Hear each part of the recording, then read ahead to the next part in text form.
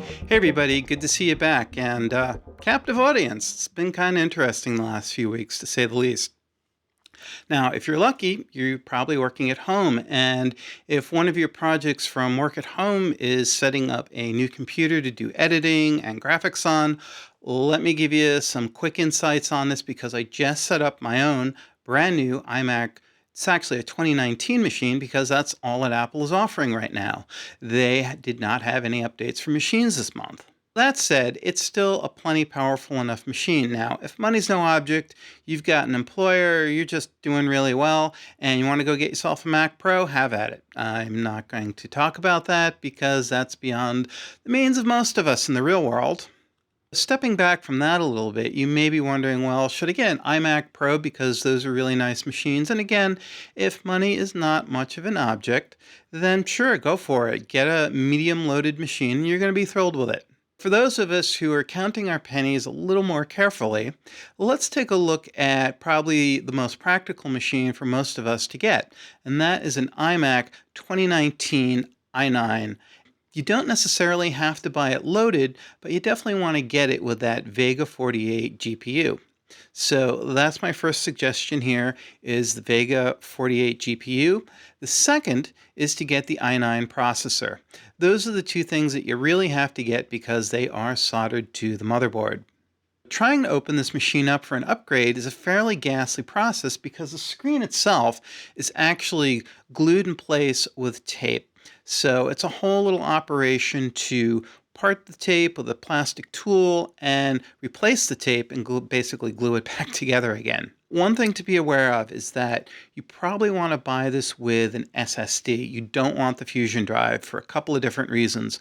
One of which is if you split that drive out, the SSD is really small, or it may be one that's built into the hard drive and the actual SSD space is like 32 gigs or something. It's really tiny. It's not really that practical.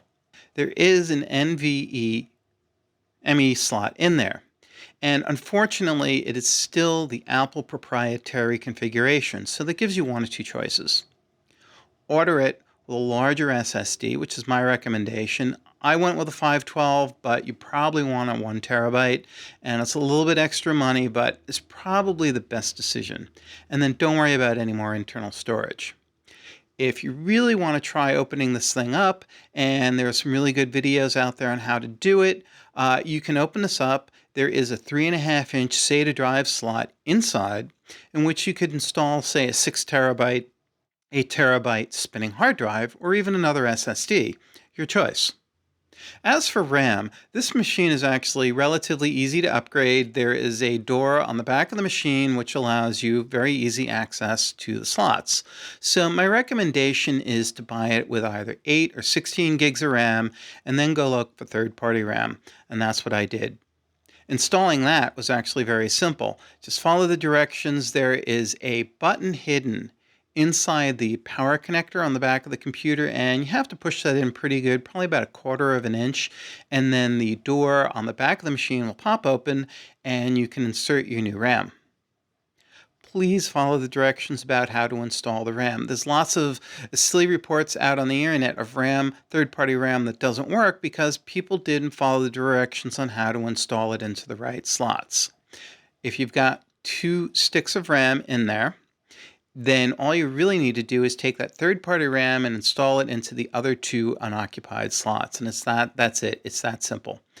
I was cheap. I bought this thing with only 8 gigs of RAM installed from the factory, and I put in 32 additional gigs, giving me a total of 40, which I found is absolutely fine.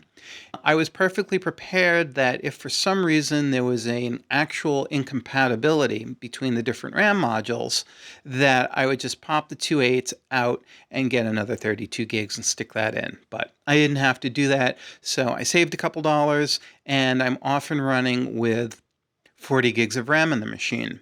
And my quick math here was, for the price difference between 8 and 16 gigs of RAM, I could buy 32 gigs of RAM of third-party RAM. So the Apple equation didn't make sense there. Maybe they're going to fix that. So when looking at getting internal storage for the machine, you probably just want to bite the bullet here and get the larger SSD for Apple because it's vastly less hassle to upgrade it. You really don't want to upgrade this machine yourself unless you've got a lot of skill and time and you've got a tape kit to put the thing back together again. It's probably beyond what most folks want to deal with out there, especially if they just want to install out their software and get to work. Let's talk about peripherals because the iMac is kind of an interesting situation. It's got 4 USB 3.0 Gen 1 slots. It's kind of sad that Apple hasn't updated them, but it is what it is. We can't change that. It also has 2 very precious Thunderbolt 3 slots. And if you're like me, you want to really have maximum performance with your machine, one of those is already going to be dedicated towards using an external GPU. So that basically leaves you with 1 very precious Thunderbolt slot left. And pretty clearly, that one's going to get used for storage. It's absolutely amazing. It's beyond frustrating, actually, the lack of good quality storage cases for adding drives into that aren't ridiculously expensive or that lack a loop-through connector. I mean, that sounds like in this day and age of Thunderbolt 3, which has been out for now a couple of years, that it wouldn't be a big deal. It wouldn't even be a thought process if you buy a Thunderbolt 3 drive case that it has an in and it has an out. It should be that simple, but surprisingly, amazingly, there's only about 2 or 3 cases on the market that actually fulfill that. Now, of course, you need to be careful because there's a lot of USB-C 3.1, same connector, some are Gen 1, some are Gen 2. Gen 2 is half the speed of Thunderbolt 3. It's only 20 gigabits. And Gen 1 is 10. Now, you might say if you just want to add a bare external single hard drive, that's good enough. Yeah, it is. Okay, fine. But if you want to have, say, faster storage, if you want to have a 2, 3, 4 drive array, that's a whole different other case. And if you have more intense storage needs, like say, because you can't add it internally into the iMac, you wanted to use, say, a SSD for caching, well, you really want to stick that onto a Thunderbolt 3 case and get the maximum speed out of it. So all of a sudden, these case choices really change a lot. And I spent days researching this, and I really finally came down to one single case, which I found was pretty amazing, and that was a case from OWC. The current new OWC case has a place for 2 drives, 2 3.5-inch spinning drives. It has a actual Thunderbolt 3 loop-through connector. It's got 2 USB 3.0 Gen 1 connectors. It's also got an Ethernet and a DisplayPort. Now, I didn't care about the DisplayPort. I didn't care about the Ethernet because I got the eGPU installed and I've got Ethernet in the back of the computer. If you're trying to do this on the laptop, well, that's a great choice for you if you want to kind of get all in one there.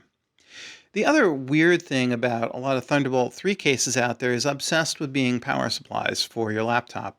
And if you want to do that with your laptop, that's great. I mean, it's a good idea, but it also inflates the price of the cases because you're putting a larger power supply in there. Let's get back to the OWC case.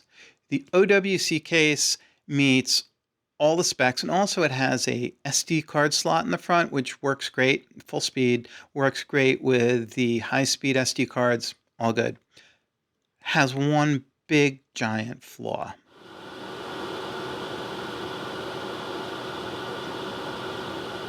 You're going to turn this case on and absolutely freak out at how loud the fan is, and there's no 2 ways of getting around it. So you have 2 choices. If you remember, OWC bought a company named Akitio from Japan, and I actually had the pleasure of meeting the president of this company, and he was a great engineer. I really loved talking with the guy, even though we had to talk through a translator. It was still a really good conversation. And great company, great engineering, great products. When OWC took this over, they made a few changes in the product. I mean, it's basically 90% the same thing. So after I plugged in the OWC case and the fan was making all this crazy noise, I called them up. They exchanged it for an old Akitio case, which has a quieter fan. Now, they only had a couple of these in stock, so I literally got one of the last ones. And I have to say, it is pretty much identical except for the logo in front, and the fan is a little bit quieter. When you go out and buy one of these cases, plan on buying a replacement 60 millimeter by 10 millimeter thick fan. A 25 millimeter fan will fit, but it's a little bit of a shoehorn to get it in. And then there's the power connector. So apparently a 3-pin power connector on a fan isn't always a 3-pin power connector. There is a small one, which is used on the fan on this case, and there's the standard 3-pin connector that you'll find on your regular computer fan. And guess what? They're not the same size. The regular ones are too big. So what I wound up doing was cutting the original connector off and installing it onto the new fan. And I did get a new fan. I also put a speed reduction resistor on it, so that is spinning at a half speed, and I still find the specs on this would lead you to believe that the fan should be virtually inaudible, and it's not. So I'm probably going to do some other mods, or I'm going to look at sticking, say, maybe some rubber foam in back to quiet this down. But either way, the third-party fan that I put in this was probably half the noise level, at least, of the fan that came in the current shipping OWC model that I don't have here anymore. I literally had it here for an hour, packed it up, and sent it off. The next thing in the Thunderbolt 3 world is probably going to surprise you is cables. Well, you probably don't think about cables that much. They should be fairly cheap, and they are. If you want to keep that cable to under 3 feet, and more often about 2.5.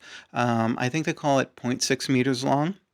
And that is a passive cable, and they can be had for $25, $28 for a good quality cable, and that's what comes with the cases.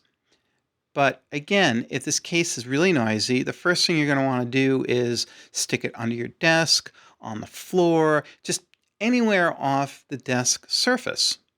And you're going to find that unless you're working so you literally go from the back of the machine underneath, and maybe you're going to have to worry about hitting your knee on the thing if you make some brackets to hold it, which I did, you're going to need a longer cable. And so the next step up is a 2-meter cable, which you should say is great. Well, be prepared for sticker shock. There are 2 cables that I found out there. One was $65, ouch, and there was another for $45. I bought the $45 cable, and so far, it actually works flawlessly. Now, theoretically, we could have optical cables, and those are available for Thunderbolt 2, but not for 3 right now. At least, again, not any that I found. And I poked around for quite a few hours looking for this. And even if you do, expect that they're going to be a couple $100. Yeah. So if you want to go bury that case in another room or wherever, that's not feasible right now. So that's the state of Thunderbolt 3 right now. eGPU. Those are the big sexy things that everybody wants. And there's a couple of different options out there, as usual. And you're going to find you get what you pay for. And that's very true of these cases. And so once you start doing your homework, it's going to come down to the cheapest good case out there is the Sonnet. The next one up is the Razer Z case, I believe it is called. That one runs about $300. The Sonnet was, I think, $250. Power supply. That is the most important thing that you're going to have to think about with an eGPU. With that, there is a 550 and a 650 watt power supply versions for the Sonnet case. I bought the 550. The 650 was, I don't know, another $40, $50 more, and I was already bleeding cash on this thing, so I just kind of cut myself short there. I'm running an AMD 5700 XT card in here, and it's a really nice card. It had, interestingly enough, been in my Mac Tower while I had it here running 1015.2. Done and over with that. So at least that I was able to transplant over. Otherwise, that's going to be yet one more thing to buy. And I think this is the way to go because obviously GPUs change frequently. It's easy enough that I can open the case and a new GPU in if I want. The upside is there are no drivers to install. When I put everything together, it just fired up. The downsides. The Sonnet case, the quality of the case was very disappointing. It didn't have shipping damage, but it took quite a bit of pressure to slide the case apart. And I've opened up enough cases in my time, even ones that have slip fit tabs and stuff. And this one just seemed to have an issue. Maybe one of the tabs inside was crushed down a little bit. I don't know, but it took a bit of fighting to actually get this case off, which was disappointing. Inside, the board that GPU sits in is actually a common board used across at least 4 other eGPU cases. One of those eGPU cases actually has a daughter board which plugs in, and if you look inside the case, you're going to see there's a connector. The daughter board goes into there, and it adds USB Gen 3 ports, USB 3.0 Gen 1 ports. This is always such a tongue twister. Curse them. It adds a SATA port or 2, which you can use for an SSDs, which you could mount inside the case, and it adds an Ethernet and I think a DisplayPort connector. So basically, it kind of duplicates the stuff that's on the OWC case, interestingly enough. No, they aren't the same things inside. Anyway, I did a little poking around on the internet. It seems that there was an Italian company that may have originated this design, and they are apparently the only ones that sold the daughter board as part of their case, which is apparently the same as the Sonnet case minus the daughter board. So that's what that extra connector does in there. There's also what appears to be a couple of fan connectors, but that's not really a concern. The upside with the Sonnet case is it had a big 120 millimeter fan in it, and when I saw that fan, it kind of scared me because I expected it was going to be loud and noisy, and surprisingly, it's actually really quiet. It seems to run at a pretty low speed, and I've got no complaints about it, except, again, the short Thunderbolt wire. I may order one of those longer cables so that I can put that case on the floor and kind of tuck it out of the way and get that desk space back. Let's talk about the USB ports on the back of the Mac because there's only 4 of them, so they're kind of precious. The first thing I did was I brought over my 10-port USB 3 ports on it, so all the slow speed stuff went into there. The tablet, the keyboard, Resolve dongle, the Steinberg dongle, a couple other slow speed things, the mixer behind me that you can't see that feeds out into the a couple MIDI ports, and to a couple other dedicated USB MIDI controllers like my Spark control pad. That all works fine. I also took a USB line out and fed it into my MOTU MIDI Express XT for all of my MIDI ports, and that works fine. The one thing I didn't split out on that was the USB Tascam audio interface. I've kind of learned through the years that running these interfaces on a hub with other peripherals interrupting the flow of data can lead to crackling and other weirdness. So, like it or not, that just needs to be a dedicated connection, and that's how it is. The third one I'm kind of using for different peripherals, like I have a SATA adapter so I can plug in SSDs that come out of like a Ninja Atomos or my Sumo monitor. I kind of float different peripherals around in that one. And the last one is actually going back to an old drive array that came off the Mac Tower. It's got an eSATA and a USB 3 connection, so I'm actually using that on a dedicated connection to get maximum bandwidth out of it. And it's still giving me about 400 megabytes per second, which is pretty respectable, but these drives, believe it or not, are 9 years old. They are 3 terabyte Toshibas, and they've run flawlessly, but I don't trust that they're going to continue working for forever. I hope you guys find that this overview has been helpful in how to configure a machine and what to go shopping for. You know, I think the reality is that once you buy the Mac, you're going to spend another $500 to realistically $1,000 between an eGPU case, the GPU itself, a external storage case, the drives, all that stuff. It all adds up pretty quickly.